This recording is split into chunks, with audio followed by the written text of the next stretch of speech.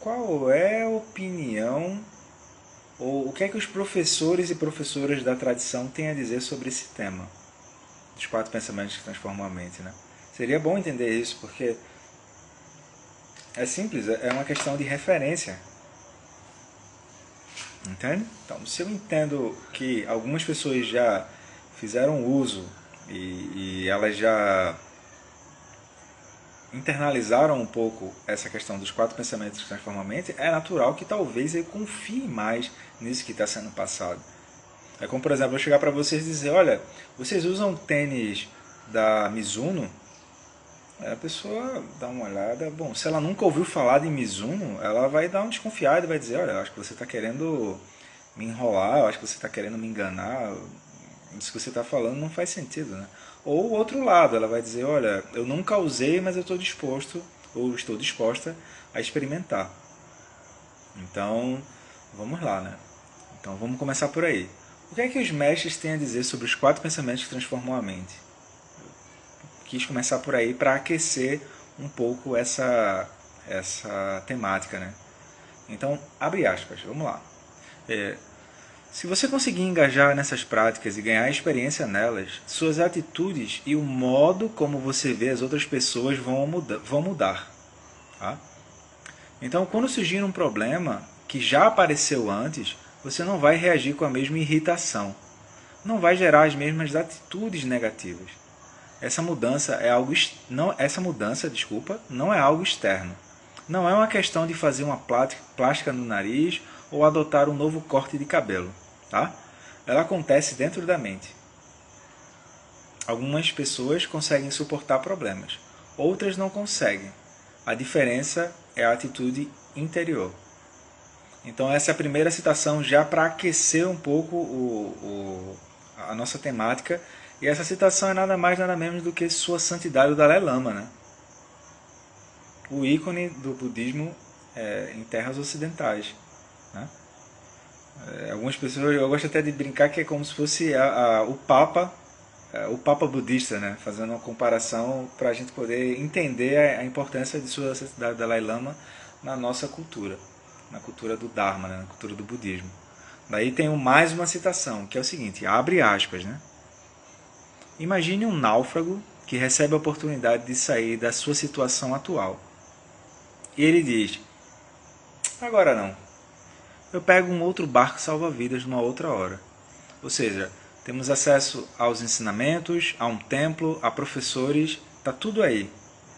Cabe a nós fazer a movimentação, né? Realizar isso. Então, fecha aspas, citação do Lama Alan Wallace, né? Que é um dos grandes representantes do budismo tibetano como um ocidental, né? O Alan Wallace. Mais uma citação para aquecer as turbinas, né? Vamos lá, abre aspas.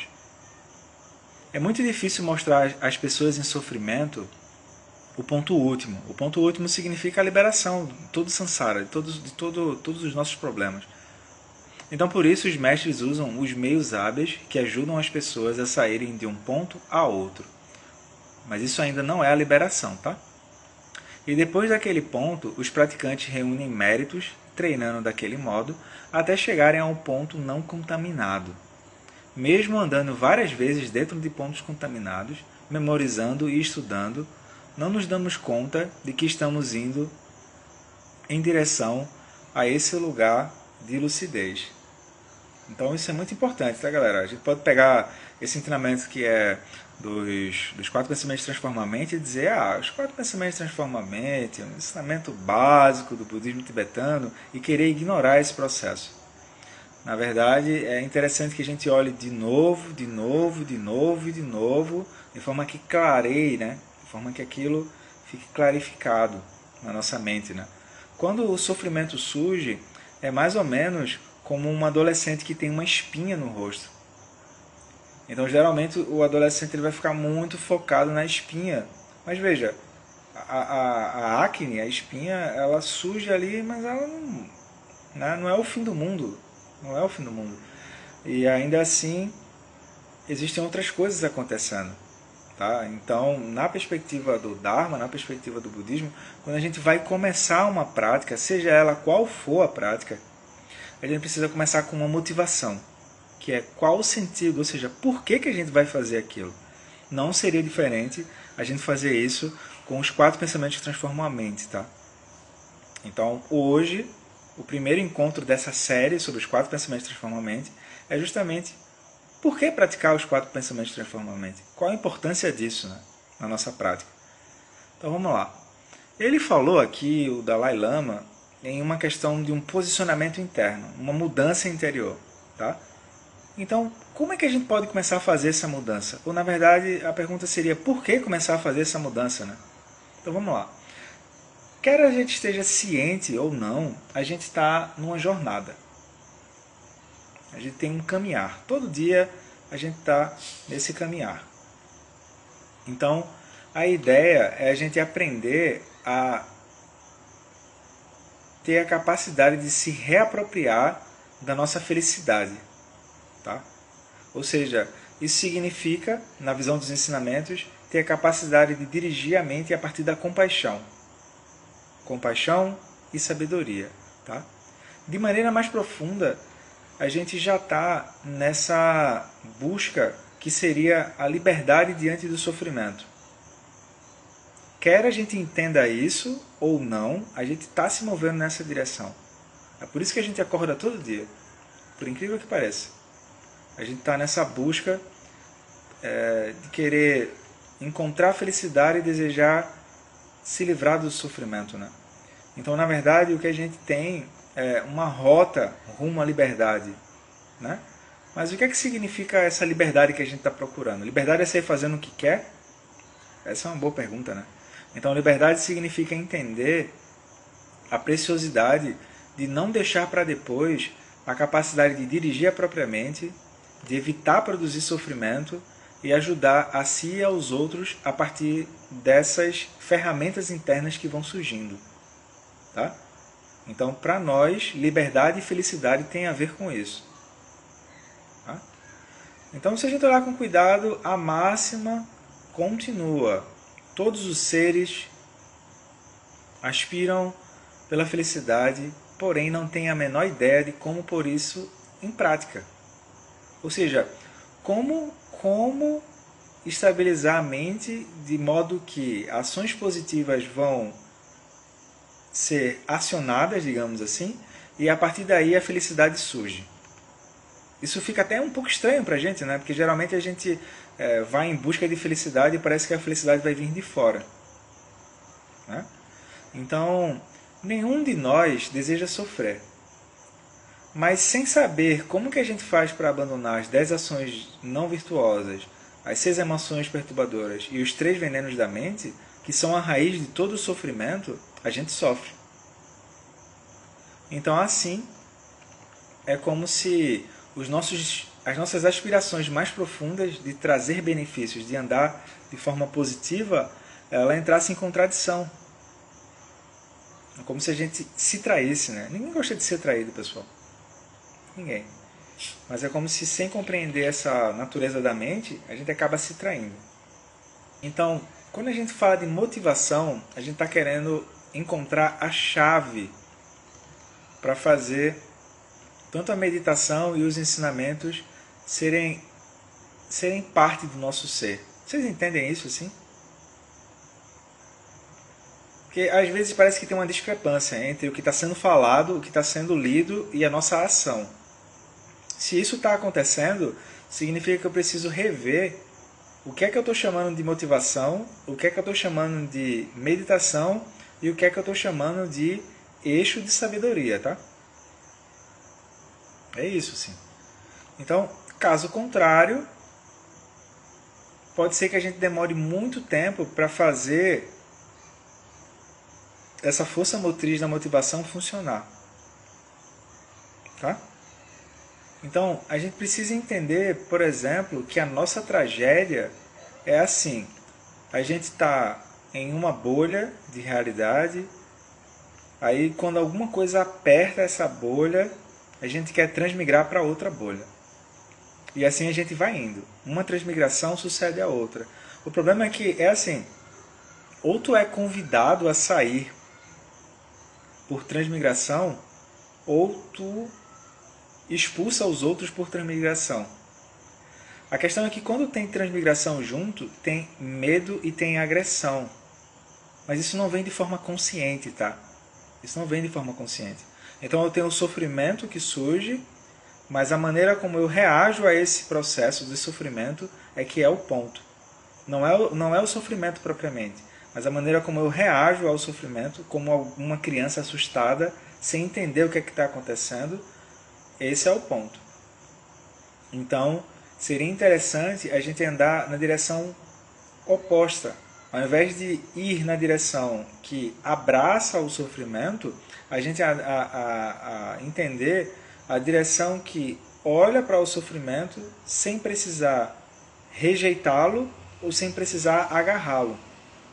Então, quando a gente começa a entender isso, a gente descobre que nossa mente tem ferramentas que estão disponíveis, mas talvez a gente nunca tenha sido apresentado a elas. Então talvez fosse bom começar por aí, tá? Em primeiro lugar, motivação, entendendo que todo mundo se move em busca da felicidade, deseja evitar o sofrimento. Mas ao fazer isso, é como se nossas aspirações mais profundas e nossas ações, elas entrassem em contradição. Então, a pessoa poderia se perguntar, que tipo de mente é essa que faz isso? Que tipo de mente é essa que me deixa na mão? Essa é uma boa pergunta, né? Então vamos lá. Durante o caminho, enquanto a gente está caminhando, a gente, por exemplo, entende a transição, que é a gente sair de faixa 2 para faixa 3. Como assim, Roberto? O que são essas faixas? São o modo como a gente opera a mente de maneira enrijecida. Eu tenho uma mente que está aberta de seu potencial, ampla, que consegue acolher o que está surgindo, e essa mente também, por liberdade, ela pode se fazer estreita. Tá? A questão principal não é eu negar o que está surgindo, mas eu ter essa habilidade, digamos assim, de poder ver dessa forma. Tá? Então, por exemplo, 3 faixas da mente, né? 3 faixas de operação da mente. Roberto, o que é isso, faixa de operação da mente? É que assim, existem as situações que estão acontecendo. Aí tem as bolhas que vão surgindo. E dentro das bolhas a gente começa a contar histórias muito envolvidas dos personagens que estão ali dentro. Quando isso acontece, a gente começa a olhar a maneira como a gente está reagindo às situações e começa a olhar a intenção por trás. Não tanto o aspecto de o que é que está sendo falado, mas a intenção por trás. Não tanto o aspecto do que está sendo pensado, mas a intenção por trás. Não tanto o aspecto se tem que resolver ou se não tem que resolver, mas a intenção por trás. Então eu entendo faixa 1, faixa 2, faixa 3. Com faixa 1, eu estou operando com a sensação de urgência. Eu preciso resolver. Eu tenho que resolver. Eu estou com a sensação de que assim, tudo precisa ser resolvido o quanto antes. Tudo é uma urgência. Eu estou andando no piloto automático o tempo todo, tá? Então eu estou responsivo. Eu estou completamente reativo nas situações. Tá? Isso seria faixa 1. Com faixa 2, eu olho para as situações, mas eu agora consigo ter uma sensação de causa e efeito. Eu entendo que ações positivas produzem positividade, ações negativas produzem negatividade. Eu consigo parar e olhar dessa forma. Tá? Então eu consigo criar algum tipo de disciplina, algum tipo de controle, de modo que, ao invés de eu me envolver de modo compulsivo com essas negatividades, eu consiga me distanciar um pouco dessas negatividades e não colher o aspecto de sofrimento que vem quando a gente está no piloto automático. Tá? Já em faixa 3, eu tenho uma certeza, uma segurança de que todas as coisas dependem de um olhar que vem de um funcionamento interno para aquilo funcionar. Então, por exemplo, em faixa 3, eu estou olhando, por exemplo, as emoções que estão surgindo, eu estou perguntando o que é que eu estou sentindo, o que é que a outra pessoa está sentindo. E ao mesmo tempo que eu reconheço as emoções negativas, eu reconheço também qualidades de sabedoria que podem surgir, tá? De modo espontâneo. Como, por exemplo, compaixão, amor, alegria, equanimidade, as 5 sabedorias, as 6 perfeições, generosidade, moralidade, paz, paciência, energia constante, concentração e sabedoria. Ou seja, são qualidades que me permitem intervir nas situações, mas não tem autocentramento ali dentro. Não tem autorreferência, né? Não tem. Tá? Então, por exemplo, vou dar um exemplo que eu costumo dar sempre nos encontros, que é o exemplo da cartão de crédito. Então hoje é dia 31 e vamos supor que o cartão de crédito de Roberto vence no dia 31. Aí eu estou aqui conversando com vocês, blá blá blá blá blá blá blá, aí pá, venceu o cartão de crédito. Aí em faixa 1 eu estou, meu Deus do céu, meu Deus, venceu o cartão. E agora? E agora porque venceu o cartão, e eu ando para um lado, e eu ando para o outro, e eu estou em piripaque com a urgência de que o cartão de crédito venceu. Entende? Eu não consigo nem ver outras possibilidades de lidar com aquilo. O cartão de crédito venceu, galera. E agora? O que é que eu faço? Aí você é faixa 1, entende? Tem essa urgência e essa ânsia de ter que resolver logo. É como se eu estivesse me afogando na situação sem ter uma visão mais clara do que está acontecendo. Né? Eu me envolvo muito com aquilo. Né? Em faixa 2, eu olho para aquilo e digo, peraí. Até hoje, que eu lembre, ninguém morreu do coração por ter uma conta de cartão de crédito atrasada em um dia. Então eu entendo o seguinte, ó, que é bom atrasar o cartão de crédito? Não, não é, porque vai gerar juros. Vocês entendem que só o fato de eu perguntar se isso é bom ou ruim e entender o processo como a consequência e o resultado das ações, isso já é sofisticado, porque eu consigo entender algo que está fora da minha neurose.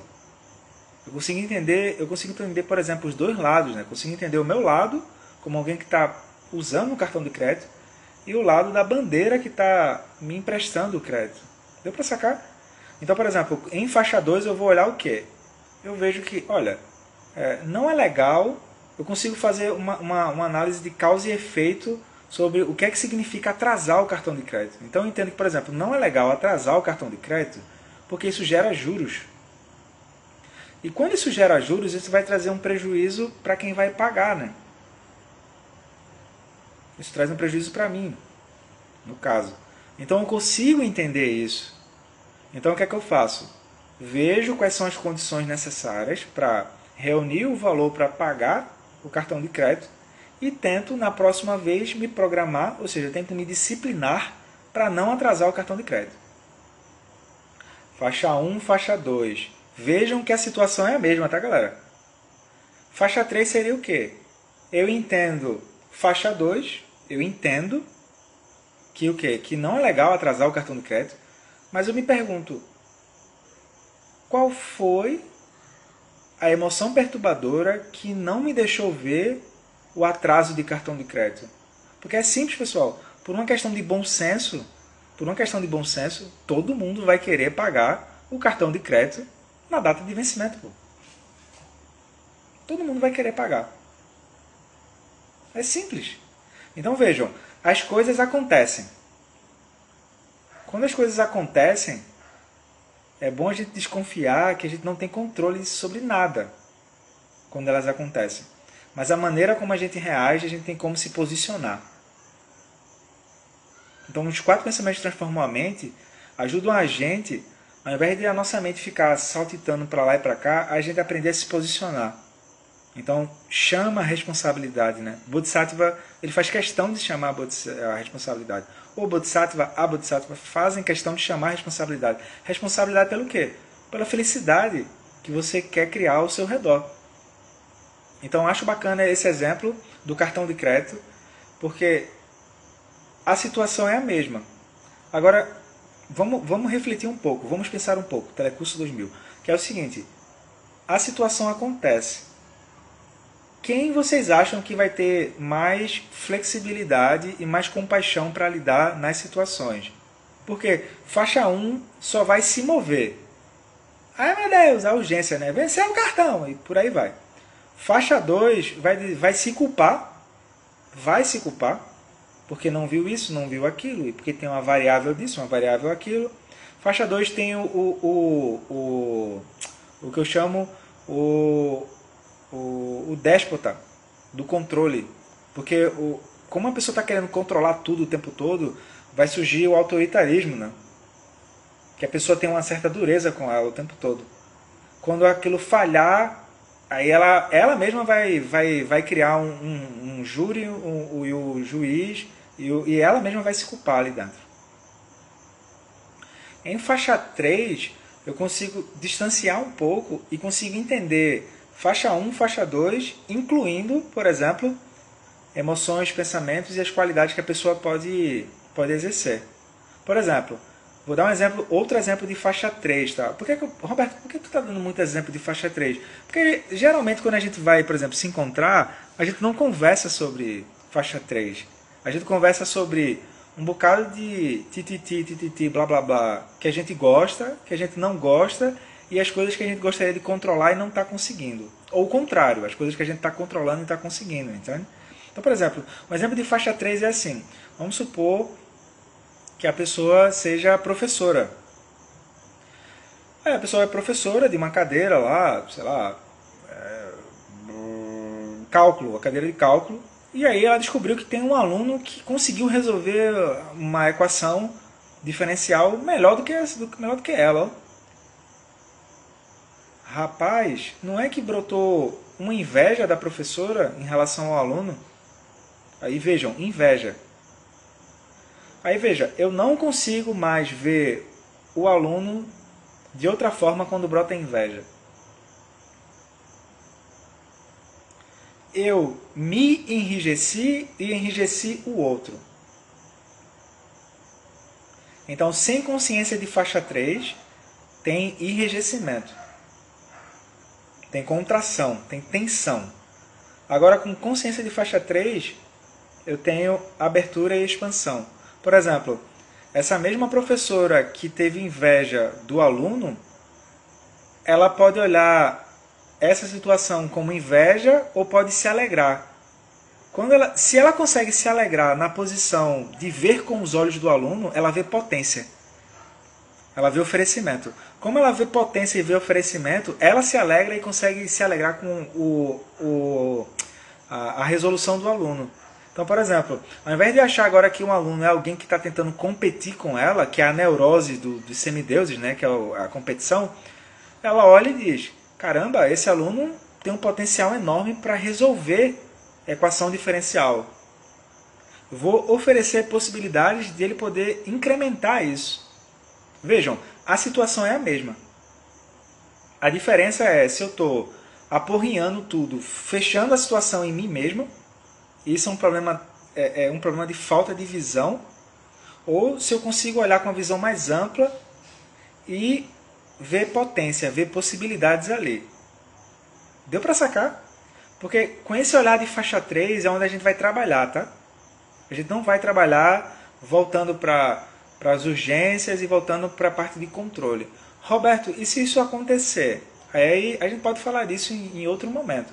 Mas aqui a gente quer apresentar a questão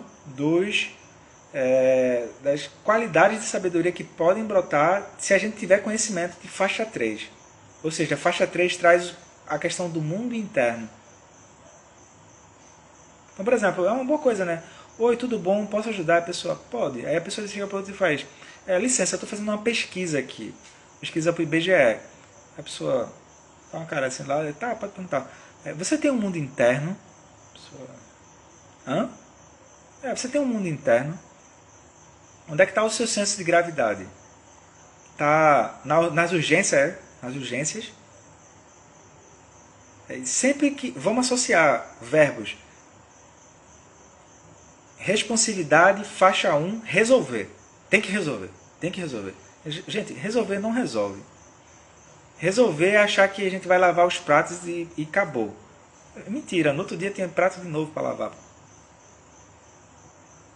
Aí controlar ajuda. Porque você vai ter uma disciplina e você consegue andar. Mas quando você não conseguir controlar, você vai se frustrar e vai se culpar, é? Ou seja, o problema não é o controle, o problema é o apego ao controle. Pode planejar, mas se tiver apego ao controle, creu. Agora, se eu estou olhando em faixa 3, eu olho faixa 1, faixa 2 e tenho amplidão da visão. Eu consigo transformar qualquer visão de enrijecimento em visão de potência e oferecimento. Se eu tiver enrijecido, eu vejo toda a situação com drama e pobreza. Toda situação vai ser vista como drama e pobreza. Quando eu falo drama, tá, pessoal? Eu queria deixar claro que eu não estou colocando para baixo o que a pessoa tá sentindo. Não é isso. O que eu estou chamando de drama é drama na essência mesmo da palavra. Ou seja, o que está sendo passado não diz respeito à realidade como ela é. Tá? Se a pessoa abrir um pouquinho a visão, ela vê a coisa como ela é, de fato. Como, por exemplo, às vezes tudo que a pessoa tem que fazer é simplesmente pedir ajuda. Só isso. Aí se ela pede ajuda, outras visões aparecem e ela abre. Então eu entendo como que a mente se estreita e fica enrijecida, gera tensão. Quem está tenso está defendendo alguma posição de mente com medo. Aí eu entendo isso para parar de gerar isso, num certo sentido, mas não é assim, eu vou apertar um botão e vou parar de vez. Não existe isso, tá? É gradativo. Tá? É gradativo. Para ver como operar de outra forma. Então, tendo observado isso, a gente vai falar em faixa 3, tá? Quando eu falo falar em faixa 3, significa que essa fala que vai ser conversada, ela vai fazer sentido para quem está querendo começar a meditar e quem está querendo fazer a transformação a partir do trabalho sujo. Quem está querendo atalho e resultado mágico, pode sair da live. Não vai fazer falta não. É sério. Aproveita agora e vai embora. Não vai fazer falta não. Agora fica quem está afim de querer aprender a meditar e quem está querendo dizer assim, olha, eu estou querendo fazer diferente e eu entendo que as situações acontecem e eu posso intervir de maneira positiva, desde que eu entenda o que é que está travando o meu movimento. E isso significa que eu vou precisar trabalhar com isso paulatinamente. Passo de elefante, tá? Então vamos lá. Uma vez entendido isso, uma vez clarificado isso, a gente vai entrar de novo no termo motivação. Tá? Então, motivação é o quê? É a pessoa entender qual é a importância desse conjunto de ensinamentos chamado as quatro novas... qual a importância desse conjunto de ensinamentos chamado os quatro pensamentos transformam a mente, tá? Então, por exemplo, todos os grandes mestres da tradição e mestras ressaltam a importância desse conjunto de ensinamentos, tá? De modo que a gente olhe para a nossa prática e veja o quê? Veja que talvez o que está travando a nossa movimentação, não só na nossa prática, mas na nossa vida, porque nesse momento a gente pode achar que tem duas coisas separadas. A minha prática e a minha vida. Tá bem, tá bem, tá bem. Com o amadurecimento, a gente vai ver que não existe minha prática e minha vida. A prática é a vida. A prática é a vida, né, no caso. Então o que acontece? Às vezes a pessoa olha com cuidado e diz assim, peraí, o que é que está travando aqui? Então, por exemplo, se a gente quiser ter uma mudança significativa no mundo, a gente precisaria começar a entender o que é o mundo do apego, o que é o mundo da raiva, o que é o mundo do orgulho. Soberba, né? Às vezes a gente entra com uma posição assim, meio achando que é superior, mas tá tão cagado quanto qualquer outra pessoa. Então, o que é o mundo do orgulho, o que é o mundo da competição, o que é o mundo da preguiça, o que é o mundo da carência e o que é o mundo da raiva e do medo. É isso, entende? Então, por vezes, pode parecer que a capacidade de oferecer e servir, dois verbos principais de alguém que está tentando mudar, né? Os verbos principais que o Bodhisattva tem é oferecer e servir. Brilho no olho por oferecer e servir. Mãos que estão dispostas a fazer isso, né? Joelhos que dobram, porque o Bodhisattva ele não está fazendo pose, né? Ele está a fim de chegar nos seres, né? Então, se for necessário dobrar o joelho para chegar nos seres, eles fazem isso. Mãos que abraçam e pés que tocam o chão, né? Brilho no olho, com motivação, oferecer, servir. Mãos que estão disponíveis para fazer isso, né? Se for necessário abraçar, vai abraçar. Se for necessário oferecer algo, vai oferecer, né? Pode ver, quando a gente tá muito focado, a nossa mão fica muito tensa, né? Mão que machuca. Mão que machuca. Aí, joelhos que dobram. Por que joelhos que dobram? Porque às vezes para chegar nas pessoas você vai ter que ir lá em contato com elas, né? Pés no chão, por quê? Porque às vezes, pode ver, às vezes a gente está num local e nossa mente está no infinito e além e nossos pés não estão tocando o chão, né? Quando a gente toca o chão, a gente vê por igual. Vê por igual. Então, por exemplo, às vezes parece que a nossa capacidade de oferecer benefícios ela está limitada, né? Então, a gente começa a talvez achar que seja um determinado professor que não serve, talvez seja um ensinamento que não serve, talvez está faltando mais um livro para então fazer a prática. Talvez seria interessante viajar para a Índia para receber um novo ensinamento. Talvez a meditação que não funciona para mim. Até hoje eu nunca entendi esse negócio de a meditação não funciona para mim, porque, né, vai funcionar para quem? Para o Buda já está iluminado. Então a meditação funciona para quem, galera? Funciona para gente, pô. Entende? Vamos deixar isso claro. E aí daqui a pouco a pessoa arrumou tanta desculpa para praticar que aquilo vai sendo deixado para depois. É como se fosse assim, eu gostaria de viajar para São Paulo. Aí eu só começo, se fosse em Recife a gente ia dizer, eu começo a botar terra na viagem. Que é o quê? Ah não vai dar certo isso. Ah não, tá faltando aquilo. Ah não, tá faltando... Gente, se eu quero viajar para ir para São Paulo, a primeira coisa que eu tenho que fazer é começar a me movimentar e perguntar se alguém já fez esse trajeto, entende? Se eu ficar sempre achando que não dá, eu tô certo, não dá. Ninguém nunca se moveu em uma direção dizendo, olha, eu vou ficar aqui em cima da cama. Não tem como, entende? Então o que acontece? A gente precisa lembrar infinitamente que não somos eternos. Não somos eternos. Nosso tempo é muito curto. Nosso tempo é muito curto. Talvez a pandemia tenha sido ou está sendo um grande professor quanto a isso. Ou seja, precisamos fazer a seguinte pergunta. Se eu estou buscando a felicidade de fato, o que é que eu tenho cultivado na minha mente? Preciso começar daí. Ou seja, todo movimento de mudança começa com uma pergunta. Quem está cheio de certeza está perdido. Pode ter certeza, sim. Eu aposto, quem está cheio de certeza está perdido. Todo movimento de mudança começa com perguntas. E quando eu faço uma pergunta, eu estou aberto ao novo. Agora, quem está cheio de certeza está enrijecido, né? Na camisa de força da certeza que está agarrado. Ou seja, o que é que realmente a gente está desejando, hein? Quando a gente acorda de manhã. O que é que realmente a gente está desejando? A gente precisa olhar para isso, assim. Aí cada um aqui que vai olhar para isso e ver a pergunta e a resposta adequada, tá? Desculpa, e ver qual é a resposta adequada para essa pergunta. O que realmente estamos desejando quando acordamos de manhã. Então, por exemplo, voltando, né, à motivação. Por que praticar os 4 pensamentos transformam a mente? Por quê? Qual a importância disso? Então, por exemplo, é considerado um conjunto de ensinamentos eficaz para reduzir os venenos da mente e criar benefícios a curto, médio e longo prazo para nós e os outros.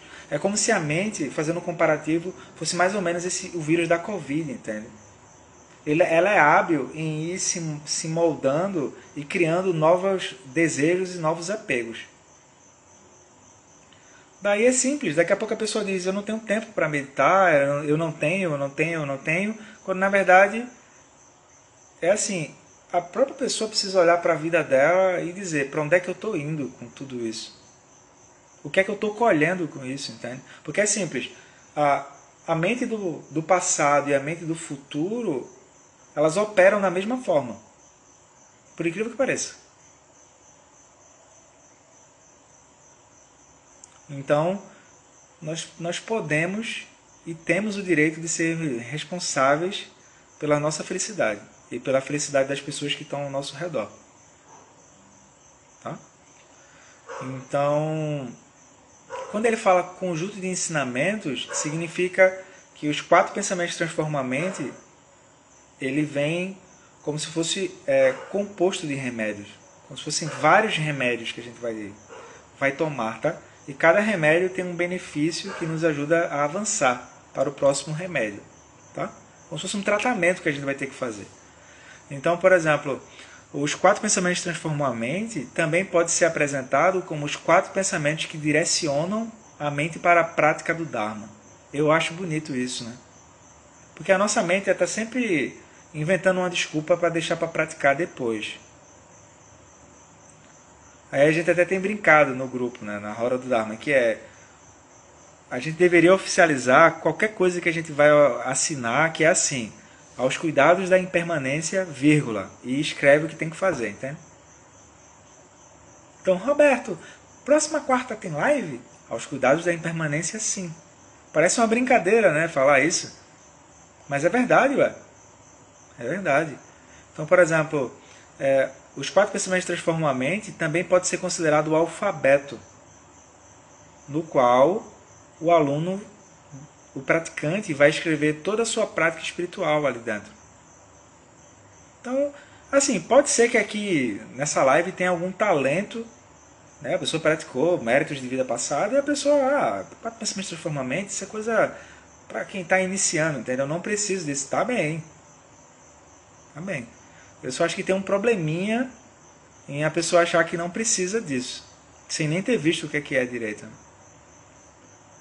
Então, é dito que os 4 pensamentos transformam a mente são práticas preliminares. Preliminares em que sentido? Que são fundamentais, tá? Ou seja, os 4 pensamentos purificam o fluxo mental e os obscurecimentos da mente e deixam a mente mais propícia, mais propensa a absorver os ensinamentos de modo mais natural. Por exemplo, não sei se acontece com vocês, assim, a pessoa está lendo um livro do Dharma ou está sentando para meditar, ela diz assim, não está acontecendo nada.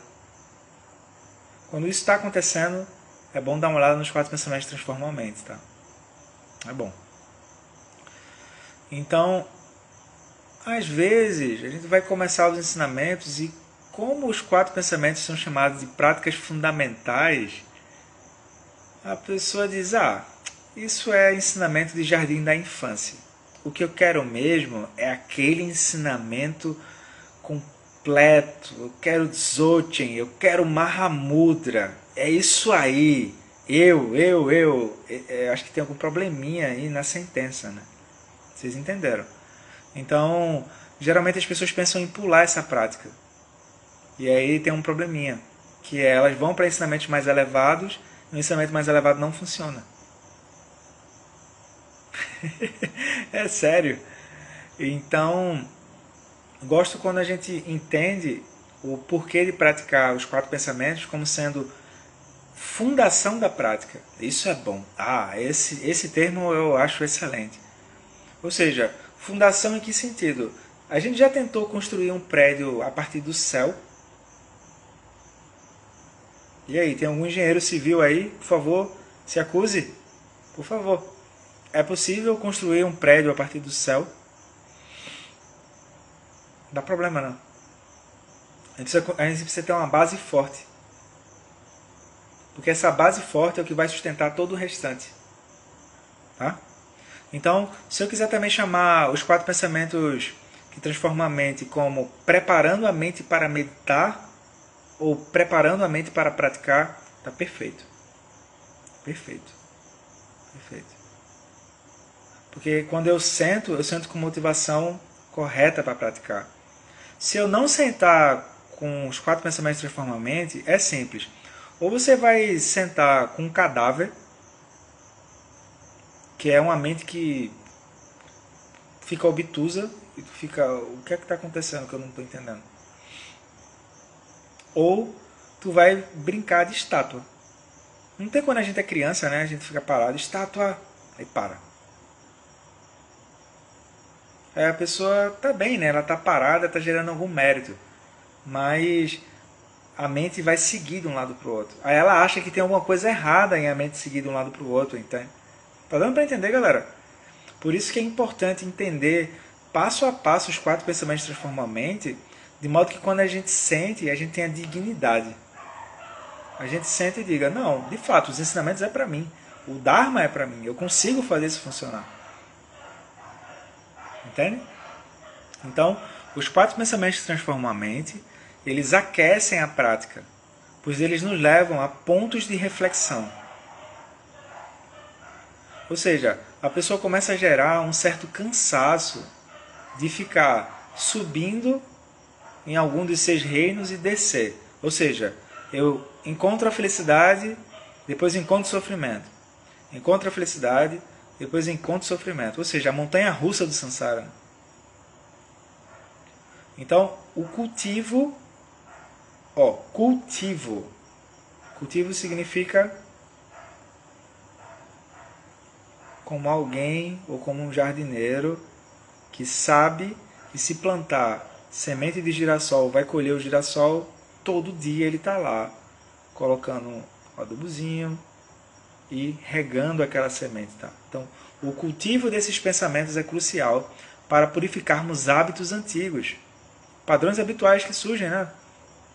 Como, por exemplo, apego, raiva e agressividade. Tá?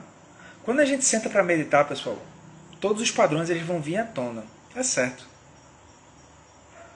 Então, ao invés de eu ficar preso nos padrões, eu começo a identificá-los para não ficar me afogando neles. Entende? Então, nós temos muitas necessidades. Sempre tem uma nova necessidade. E achamos que elas deveriam ser preenchidas o quanto antes, né? A nossa wish list, ou seja, a nossa lista de desejos é infinita. É infinita. Então, tão logo a gente achar a vacina para o samsara, a gente de fato vai produzir uma mudança interna e real. Muitas pessoas vêm me procurar, Roberto, eu estou seguindo na meditação e do nada eu começo a me sabotar. É porque você pulou a etapa dos 4 pensamentos transformam a mente.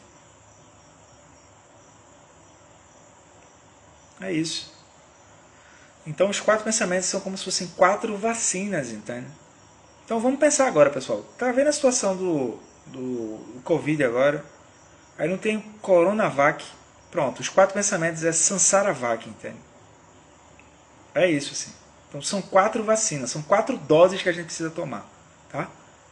Então, se a gente quiser promover uma mudança real e interna e seguir no caminho com a motivação estável, a gente olha para esses ensinamentos. Porque esses ensinamentos vão acender o nosso senso de alerta. Em que sentido? Sobre como é que a gente está levando a nossa vida. Como é que está? É por urgência? É por controle? É por mundo interno? Qual é a motivação que está ali? Ou seja, os 4 pensamentos transformam a mente são verdades básicas onde todo o resto do caminho vai se apoiar. Todo o resto. Ou seja, toda vez que a gente se sentir impotente na prática de meditação ou quando a gente começa a estudar o Dharma, Toda vez que surgirem essas histórias tristes que ficam agoniando a gente, toda vez que a gente se sentir impotente, vamos voltar e tomar a vacina, que é os 4 pensamentos transformam a mente. Então tá, Roberto, vê só. Estou convencido, estou convencida de que é para estudar e que é para praticar, que é para contemplar os 4 pensamentos transformam a mente. Mas quais são os 4 pensamentos transformam a mente mesmo? Né? Então vamos lá. O primeiro, vida humana preciosa. Então a vida humana é preciosa, pessoal. Se a gente achar que a vida humana é acordar, levantar, comer, dormir, defecar e reclamar, não é. Isso não é uma vida humana preciosa. Então, ó, tem uma vida humana, mas agora o que torna uma vida humana preciosa? Pergunta para refletir. O que torna uma vida humana preciosa? Então, primeiro, pensamento transforma a mente e vida humana preciosa. Segundo, como tornar a impermanência uma aliada. Às vezes a gente fala em impermanência, né? A pessoa faz, rapaz, vocês budistas falam em impermanência, vocês são muito mal-humorados, essa coisa de impermanência e tal. Não, gente, impermanência é algo que pertence à realidade, da mesma forma que a gravidade, entende? Vocês têm alguma dúvida que se eu soltar o meu celular que está aqui na frente no chão, ele vai cair? Então a impermanência está aí. A impermanência está aí e está mostrando a gente como é que a vida é de fato, entende? A impermanência nem é boa, nem é ruim. É um fato que existe na natureza. A questão é como transformar isso em caminho. Tá? Então, vida humana preciosa e impermanência. Depois, karma. Ou seja, quando o karma aperta, a pessoa quer transmigrar. Ou ela transmigra, ou ela bota a outra pessoa para transmigrar. Quem já foi casado entende o que eu estou falando. Que é assim, alguma coisa acontece dentro, o brilho do meu olho não está vendo mais o que está acontecendo, eu fico completamente tenso, seja lá o que for, não sei o que fazer com isso e quero expulsar isso. Aí, internamente, eu acho que expulsar isso é trocar de lugar. Mas a pessoa diz assim, eu vou para o shopping, vou ver um filme. Aí quando ela vai ver o filme, o encosto ou o embuste vai junto. Porque o encosto ou o embuste não é externo, é interno. A gente deveria desconfiar disso, tá? Transmigrar não resolve. Transmigrar é achar que eu estou num lugar e quando eu for para outro lugar, enfim, a felicidade vai vir. Não é. Não é. E por fim, como a gente tem a vida humana preciosa, aí deixa passar, aí vida humana preciosa o quê? Que coisa de vida humana preciosa? Tá bom, foi avisado, viu? Foi avisado, não digo nada. Aí passou a impermanência, passou. Passou o karma, passou. O que é que colhe? Sofrimento. É isso, entende? Então não é que a vida é sofrimento, não é. É que alguma coisa passou batida e por isso que o resultado está sendo sofrimento. Tá? Sofrimento, desconforto, insatisfação, tristeza. Olha aí, galera, olha que bacana. Se a gente olhar com cuidado, o Buda ele é um entusiasta das relações humanas, entende? Porque quando a gente fala, por exemplo, em karma e em sofrimento, não é para ficar usando chicotinho. É para dizer que a gente só fala de saúde. Desculpa, a gente só fala de prevenção de saúde porque a gente sabe que uma hora ou outra nossa saúde pode oscilar, entende? Então os 4 pensamentos vêm nessa mesma linha de raciocínio, tá? É isso, assim. É como se fosse prevenção de tratamento de saúde mental. 4 pensamentos transformam a mente. Algumas vezes os 4 pensamentos eles são apresentados como 6, que é homenagem à tradição da linhagem, ou seja, todos os professores e professoras que vieram trazendo esses ensinamentos. E o último é refúgio de Bodhicitta. E às vezes eles só são apresentados como 4 pensamentos mesmo, e essa parte da homenagem da tradição da linhagem e o refúgio de Bodhicitta ele é apresentado na vida humana preciosa. Quando eu vou apresentar os ensinamentos para a galera que está me acompanhando, eu primeiro apresento Vida Humana Preciosa e coloco parcialmente a homenagem à tradição da linhagem Refúgio Bodhicitta ali dentro. Faço um passeio por Impermanência, Karma e Sofrimento. Depois eu volto de novo e apresento ele abrindo um leque. Como assim, Roberto? Eu volto e abro mais, entende? Ou seja, falo sobre a importância da tradição, depois Vida Humana Preciosa de novo, Impermanência de novo e ali vai. Como se fossem blocos de Lego que eu vou montando um em cima do outro, tá? Então vamos lá. Uma vez que a gente tenha sido apresentado a por que praticar os 4 pensamentos transformam a mente, tenha sido apresentado quais são os 4 pensamentos transformam a mente, nas próximas quartas-feiras a gente vai ver um a um cada pensamento desse. Daí eu vou deixar uma pergunta para a gente refletir. O que torna uma vida humana preciosa?